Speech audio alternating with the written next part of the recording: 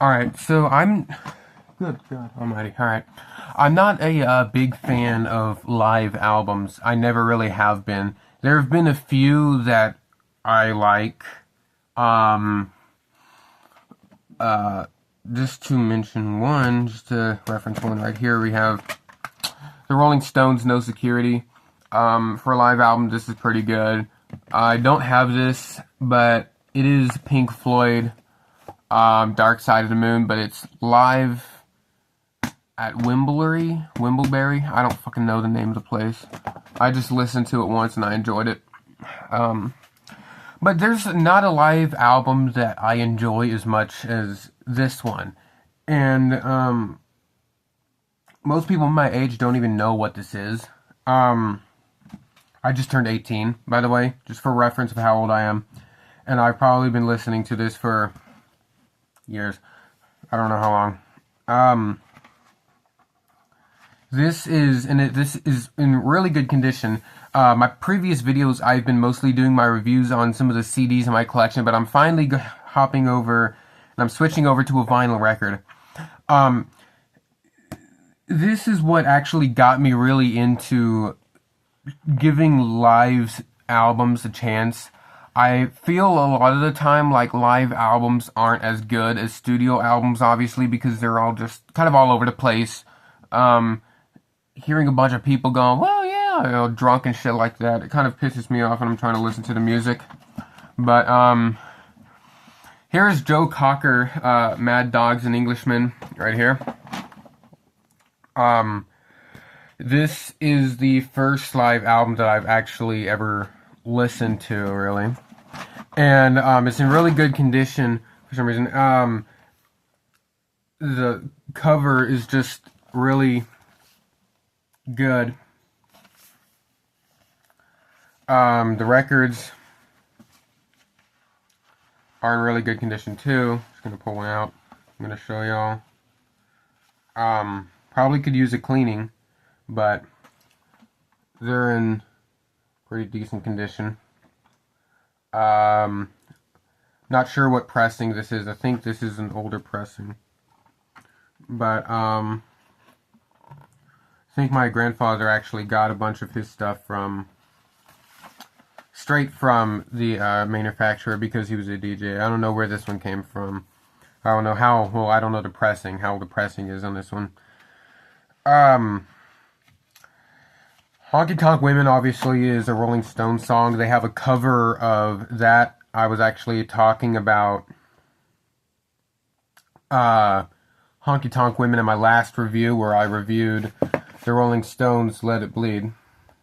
Go watch that video. It was a really good video. She came in through the bathroom windows, obviously the Beatles. They came out in Abbey Road. One of the many songs that kind of blend together in Abbey Road on the last one. I'm pretty sure it's one of the ones that blend together. Abbey Road, you know, I wouldn't say it's a concept album, but it's all kind of, you know, the way it's produced and the way it's all kind of blends together in the end, it kind of sounds kind of like a concept album or something like that. Like how Pink Floyd, The Wall will have a lot of the songs easing into each other, kind of mixed there. Girl from the North Country, that's Bob Dylan.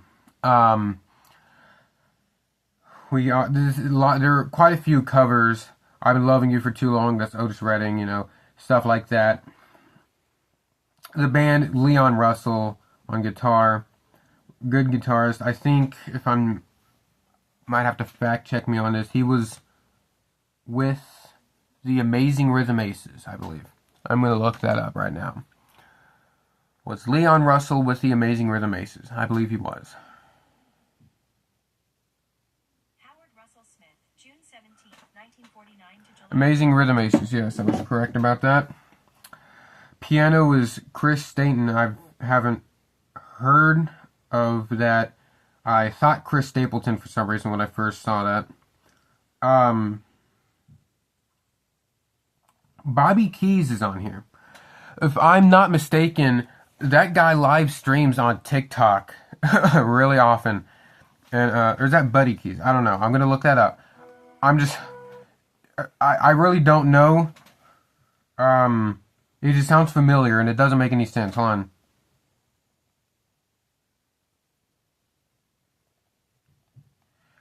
I don't know. Yeah, okay.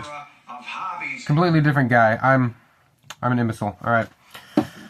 It just Buddy Keys, Bobby Keys kind of sounds similar. I just Chuck Black, percussion, drums, and stuff like that. A lot of it's like studio musicians, I guess.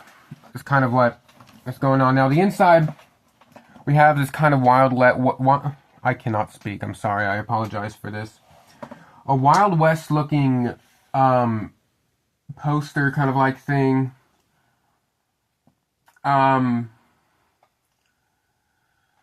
Leon Russell, that's him right there. Amazing Rhythm Aces. Bobby Keys, there he is. Danny Cordell. Donna Washburn's on here. This is kind of like a little poster thing. And I'll show you what this kind of inside thing reminded me of. When I was doing my first take of this video. Yes, this is the second take. I messed up the first one pretty badly. Has the inside. Huge. Huge, kind of like inner poster kind of like thing. A bunch of photos of all the people, the band members and stuff like that. I don't want to hold that up too long because that hurts my arms. Alright. I will grab something so I want more interactive albums. I think interactive albums are really fun. The Rolling Stones, Some Girls, where you could pull out the sleeve and it would change like the faces and stuff like that on the album. And I think I'm trying to think. Jack White Lazaretto has some really cool Easter eggs on it. I think that would be considered interactive, but I don't know. Anyway, it reminded me of a album with this little booklet on the inside. And I don't know many other albums that have like a comic book on the inside, but I'm talking about the Beatles Magical Mystery Tour, where it gives us like this book on the inside based on the like the little movie that they made.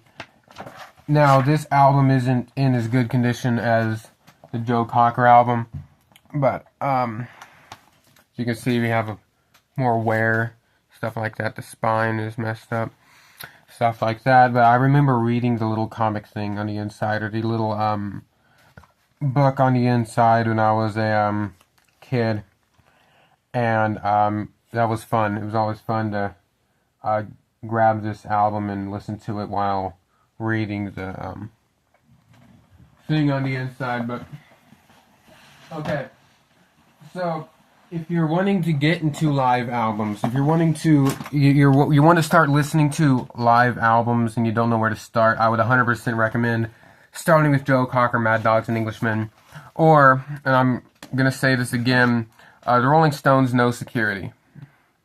I also have Flashpoint, which isn't that bad either.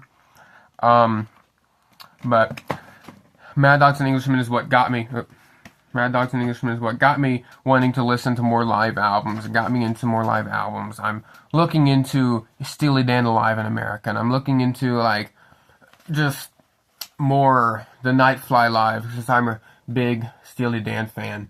Stuff like that. There's the Nightfly right here. Just like the Eagles, they have live albums, stuff like that. You know, just have that right in my box right there. My box of records on top of it. Live albums. If you want to get into live albums, 100% give that one a try. I just can't recommend it enough. So, if y'all enjoyed, leave a like on the video, subscribe. You don't have to. I just rather you leave a like and subscribe, stuff like that. Helps me out a lot. And I will see y'all later. Peace.